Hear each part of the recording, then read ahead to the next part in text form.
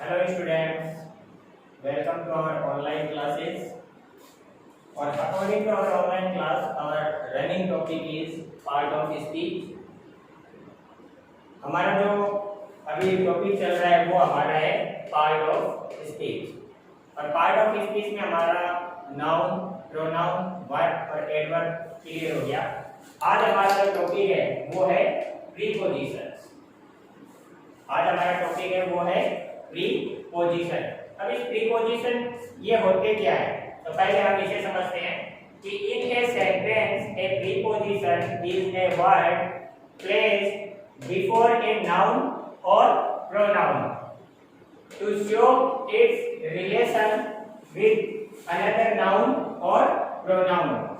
इसका मतलब है कि जो प्रीपोजिशन है ये वह शब्द है जो वाक्य में किसी नाउन अथवा प्रोनाउन के पहले आकर किसी नाउन अथवा प्रोनाउन के साथ अपने संबंध को स्थापित करते हैं। ये क्या करते हैं, अपना रिलेशन बताते हैं किसके साथ, अनदर नाउन और प्रोनाउन के। प्रोनाउन काफी होती है लेकिन जो मेन प्रोनाउंस है हम आज उनके बारे में पढ़ेंगे। तो यहाँ पे देखो मैंने लिखा है कि main pronouns and their usages. जो मेन प्रोनाउंस होती है वो और उनका usages. So our first pronoun is above and when we use above use to indicate higher than. Number 1 it's use for higher than. ये एक इसलिए यूज होता है, ये किस लिए यूज होता है, सबसे पहले से ऊंचा के अर्थ में, यानी कि क्या किससे ऊंचा है। जैसे आपने एक लाइक एग्जांपल अपन ले लेते हैं कि the kites are flying above the trees.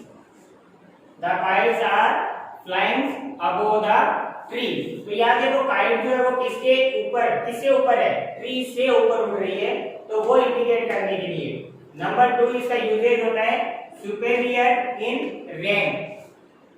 Superior in rank यानी पद या दर्जे में जो उच्चतर के स्थान पर हो, यानी जो डेजिग्नेशन जिसे हम कह सकते हैं। लाइक एग्जांपल, इसका भी एक एग्जांपल ले लेते हैं कि the president is above the prime minister in the country. तो यहाँ पे देखो प्रेसिडेंट है वो क्या है, अबोव है, किससे, प्राइम मिनिस्टर से। इस तरह का जब यूज होता है तो हम प्रीपोजिशन यूज करते हैं above. Our second preposition is among. Among when we use among with more than 2 persons or things.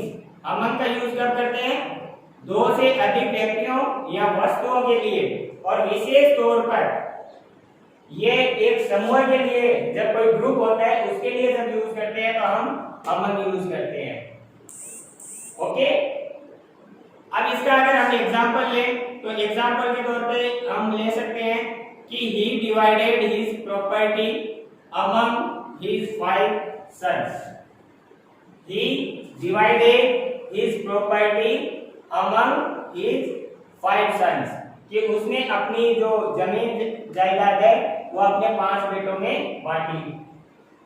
Next third number पे जो हमारी प्रीपोजिशन है वो है between. When we use between, we use between with 2 persons, things or groups. ये कब use होती है, जब 2 व्यक्ति या 2 वस्तुओं के बीच में कोई मेंशन करना हो तो हम between का यूज करते हैं। जैसे हम एग्जांपल ले लेते हैं कि she stood between her sister and son, कि वह अपनी बहन और अपने पुत्र के बीच में खड़ी है। एट सबसे मेन जो हम प्रीपोजिशन यूज करते हैं वो हमारी आती है एट, इन, इनटू, ऑन। ये मेन यूज में आती है अप टू क्लास 8 मोस्टली। तो 8 का यूजेज जो है इसमें देखो हमने 3 पॉइंट्स हमने नोट कर रखे हैं। इन 3 पॉइंट्स को हम समझते हैं। तो 8 का पहला है टू इंडिकेट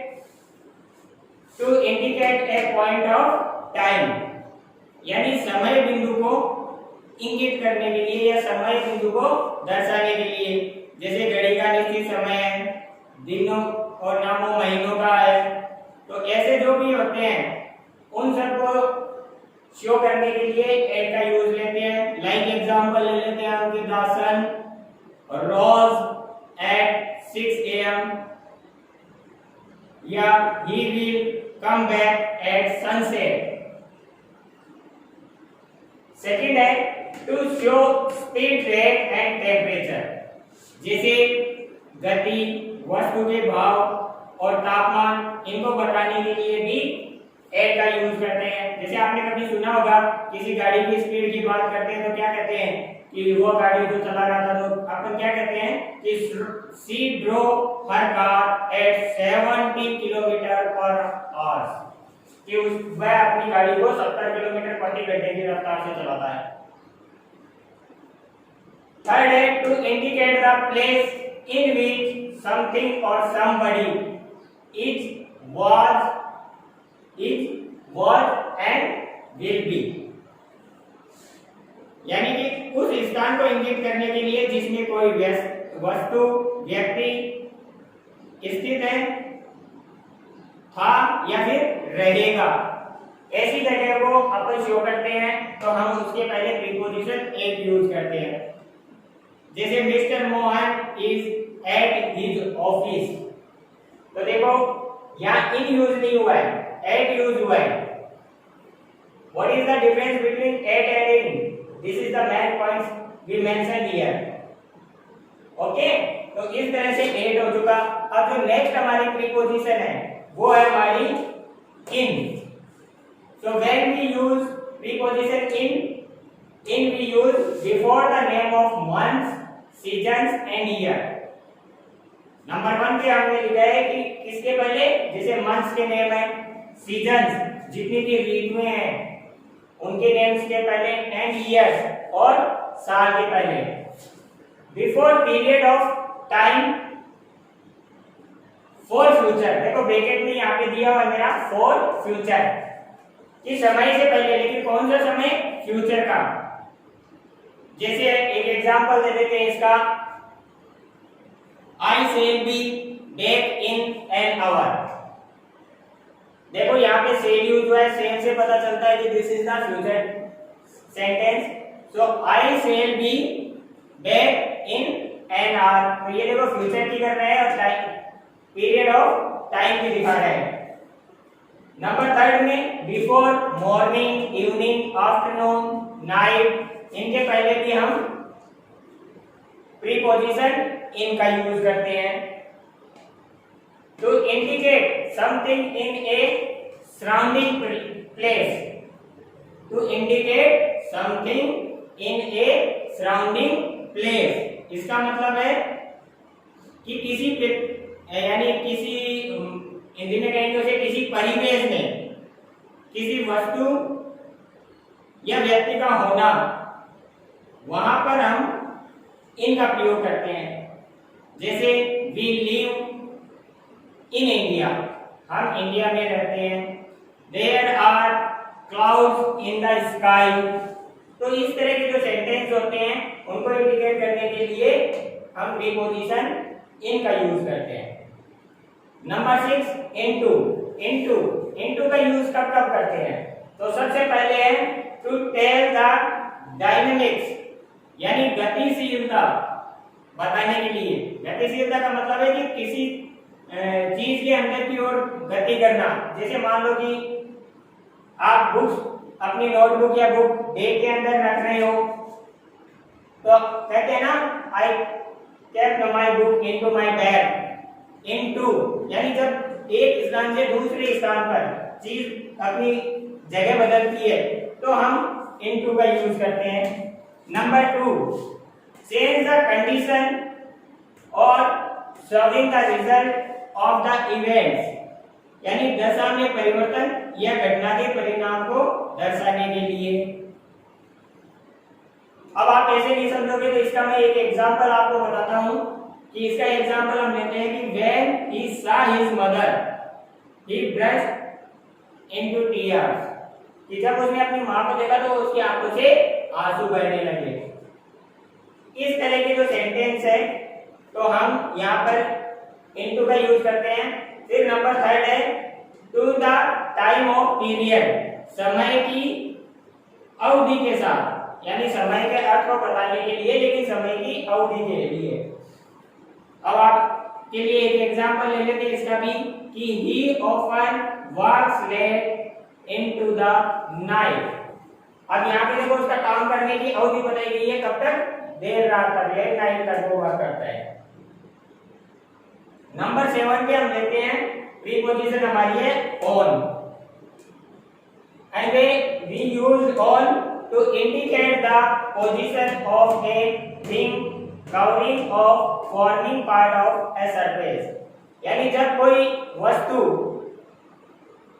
किसी वस्तु की सतह को स्पर्श करती है यानी छूती हुई हो, तब हम ऑन का यूज करते हैं। जैसे मान लो कि ये मार्कर है, ये देखो यहाँ पे कवर कर रहा है इस जगह को और इसके ऊपर रखा हुआ है, स्पर्श भी कर रहा है, तो हम कह सकते हैं कि marker is on the table, ये टेबल के ऊपर है, स्पर्श कर रहा है, तो इस जगह पर हम ऑन का यूज करते हैं, प्रीपोजिशन ऑन। और इसके बाद सेकंड है बिफोर डेज एंड डेट्स। कोई भी डेज जो हमारे वीकडेज होते हैं, संडे मंडे ट्यूसडे वेडनेसडे, उनके पहले, और डेट जितनी भी डेट्स है 1 to 30 और 31, उनके बिफोर भी हम प्रीपोजिशन ऑन यूज करते हैं। नेक्स्ट है ओवर, और कब यूज करते हैं। और के लिए देखो यहाँ मैंने 3 पॉइंट्स स्पेशली मेंशन कर रखे हैं। पहला है वर्टिकली अबोव और डायरेक्टली हायर, यानी या तो सीधे या लंबवत ऊपर होने के लिए, या तो सीधा हो या फिर लंबवत यानी सीधा, इस तरह से जैसे आपने पढ़ा ना मैथ्स में, लंबवत, वर्टिकल, सीधा, उसे दर्शाने के लिए। जैसे the sky is over our head, जो बादल आकाश है वो हमारे सिर के एकदम ऊपर है, तो सीधा देखना पड़ता है, एकदम लंबवत, स्ट्रेट, तो उसे शो करने के लिए ओवर का यूज करते हैं। Number 2 more than, more than का मतलब है यहाँ पर से अधिक। अगर कोई चीज किसी से अधिक है, ज्यादा है, तो हम प्रीपोजिशन और का यूज करते हैं। जैसे लाइक एग्जांपल इसका ले ले हम, ही इज ओवर 50, कि वह 50 से ज्यादा का है, यानी यहाँ एज इंडिकेट की गई है। while engaged in, while engaged in यानी किसी कार्य में लगे होने या समय गुजारने के अर्थ में, अगर यानी या तो किसी काम में वो बिजी हो या समय टाइम जो है वो पास कर रहा है, तो ऐसी चीज शो करने के लिए कि हम और का यूज करते हैं। लाइक एग्जांपल एक इसका भी मैं आपको बता देता हूं